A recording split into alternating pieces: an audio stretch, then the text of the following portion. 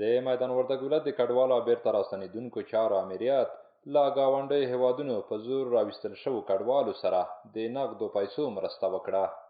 نو د اکثره دوی د مشکلاتو په اساس باندې د موږ د امیرالمؤمنین شیخ صاحب له طرفه نو موږ ته امر وشو همدلته ولایتو ته مهاجرینو ریاستو ته چې تاسې دغه خپل کوم په ولایت کې مېشت مهاجرین ورونه دي هغه راوغواړئ د بیا ځل لپاره دوی سره به کومک وکړو. کډوال له اسلامي امارت څخه زیاته خوښي څرګندوي او وایي له ګاونډیو هیوادونو په زور په داسې حال کې ویستل شوي وو چې هیڅ یې هم نه درلودل، خو اسلامي امارت یې په هر وخت کې لاسنیوی کړی دی. کومه مرسته چې موږ ته د ریاست مهاجرینو لخوا موږ ته راکړل شوه موږ د ډېر خوښ د کور د ایدي میدي خرڅه بم شي غوښتل هم دا ده چې کار زمینه ته برابره شي او موږ په خپل وطن کې خپل کار وکړو خپل زحمت کش کړو. د ویلو ده چې څو ورځې وړاندې د کډوالو ستونزو ته د رسیدو په موخه د میدان وردګ ولایت په مقام کې غونډه ترسره شوه. په یاده غونډه کې پریکړه وشوه ترڅو میدان وردګ ولایت ته د راغلو کډوالو لاسنیوی وکړي.